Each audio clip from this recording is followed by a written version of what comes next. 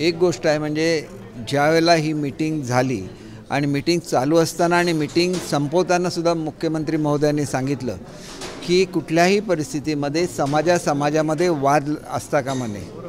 त्याच्यामुळे ते मग कोळी असतील किंवा ते महादेव कोळी असतील किंवा इतर अनेक ज्या त्याच्यामध्ये दोन आहेत, काही लोक शेड्यूल कास्टमध्ये येतात, काही लोक शेड्यूल कास्टमध्ये येत नाहीत, परंतु शेड्यूल कास्टमध्ये सुद्धा जे लोक येतात त्यांचे दाखले वेळेवर मिळावे याच्याबाबत सूचना या मुख्यमंत्री महोदयांनी केलेल्या आहेत। म्हणजे जे खरोखर एलिजिबल आहेत परंतु त्यांना मिळत नाही किंवा त्यांचं व्हेरिफिकेशन होत नाही, त्या संदर्भात आवश्यक कारवाई करण्याच्याबद्दल ती मीटिंग होती। परंतु त्याच्यामध्ये सुद्धा काही लोक हे त्याच्यामध्ये समाविष्ट होत नाहीत आणि त्याच्यामुळे असे दोन भाग पडण्याची शक्यता असते आणि म्हणून त्याच्यावर सोल्युशन मुख्यमंत्री महोदयांनी असं सांगितलेलं आहे की पुढच्या वेळेला दोघांच्याही मीटिंग ह्या स्वतंत्र घेतल्या जातील।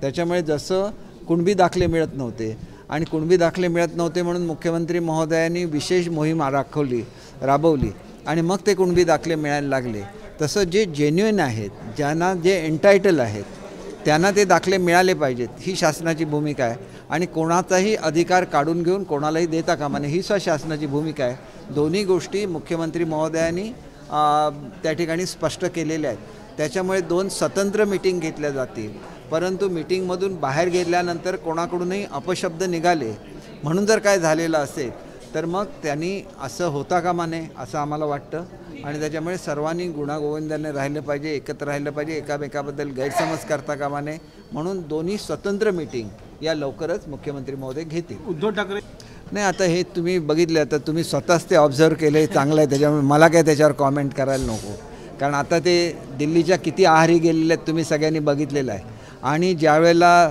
लोकसभेमध्ये काही फतव्यांमुळे ज्या सीट जिंकल्या त्याच्यामध्ये ज्या मिरवणुका निघाल्या त्याच्यामध्ये हिरव्या झेंड्यांची संख्या जास्त होती, त्यामुळे अनेक लोकांनी ज्यांनी भगवे झेंडे घेतलेले होते ते त्या मिरवणुकीतून निघून गेले, हे सुद्धा लोकांनी बघितलेलं आहे। जनता फार सुज्ञ असते आणि त्याच्यामुळे कोणी काय केलेलं आहे आणि कोणाच्या आहारी जाऊन हे फतवे निघाले आणि त्याचा कोणी फायदा घेतला हे सर्वांना माहिती आहे। आमचं शेवटी म्हणणं असंच असतं की आपली मूळ विचारधारा आहे ती कोणी सोडून जाऊ नये, मतासाठी कोणी लाचार होऊ नये, एवढंच आम्हाला म्हणायचं आहे। मुख्यमंत्री माझी लाडकी बहीण योजना म्हणतात काय हा राजकीय जुमला आहे? जुमला कसला असतो? पैशाची सोय केलेली आहे मुख्यमंत्र्यांनी, तारीख मुख्यमंत्री महोदयांनी जाहीर केलेली आहे की त्या दिवशी राखी पौर्णिमा असेल त्या दिवशी राखी पौर्णिमेची भेट ही लाडक्या बहिणीला दिली जाईल आणि ती सुद्धा दोन महिन्याची, एका महिन्याची नाही आणि पुढे सुद्धा चालू राहणार।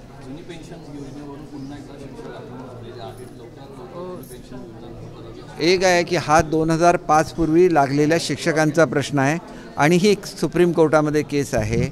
आमच्याकडे मागणी अशी होती की आजच्या याचा निर्णय झाला पाहिजे, परंतु त्याच्या संदर्भातला जो बोजा काढलेला आहे तो बोजा शिक्षक संघटनांच्या जे असं म्हणणं होतं की हा चुकीचा आहे, त्याच्यामुळे शिक्षक संघटनांचा समावेश असलेला आणि शिक्षक मतदारसंघातल्या आमदारांचा समावेश असलेली समिती ही आम्ही ॲक्च्युअल किती शासनावर बोजा होणार याच्यासाठी काढण्याचा निर्णय आदरणीय मुख्यमंत्री महोदयांनी घेतलेला आहे आणि तोपर्यंत सुप्रीम कोर्टामध्ये सुद्धा तारीख मागण्याचा निर्णयसुद्धा आदरणीय मुख्यमंत्री महोदयांनी घेतलेला आहे। शाळा बंदचा इशारा दिलेला अनेक शिक्षक आंदोलन होण्याचं माझं नम्र आव्हान आहे की त्यांची मागणी सकारात्मकरित्या पूर्ण करायची असल्यामुळे बोजा नेमका किती येणार याच्याबद्दल वेगवेगळ्या लोकांनी वेगवेगळे अहवाल दिलेले आहेत आणि शिक्षक संघटनांचं मत असं होतं की एवढा बोजा येणार नाही, आम्ही स्वतः त्याच्यामध्ये लक्ष घालून तुम्हाला एक्झॅक्ट फिगर काढून देतो आणि त्यांची मागणी मागच्या मीटिंगमध्ये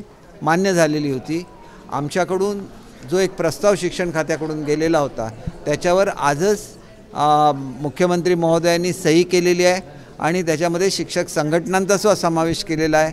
त्याच्यामुळे सकारात्मकदृष्ट्या हा निर्णय झालेला असल्यामुळे आता, कारण शेवटी कुठलाही निर्णय घ्यायचा असेल तर आर्थिक बोजा काढायलाच लागतो, त्याच्यासाठी कमिटी आणि त्याच्यामध्ये सुद्धा शिक्षकांचे प्रतिनिधी असलेली कमिटी नेमली गेल्यामुळे ह्या प्रश्नावर लवकरच तोडगा निघेल आणि तोपर्यंत सुप्रीम कोर्टामध्ये पुढची तारीख घेतली जाईल आणि त्याच्यामुळे आमचे जे शिक्षक बांधव आहेत त्यांनी त्वरित आंदोलन मागे घ्यावं अशी माझी नम्र विनंती आहे।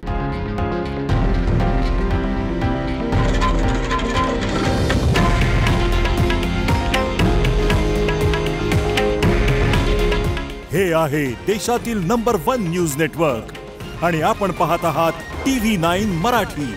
काळजी तुमची, हित महाराष्ट्राचं.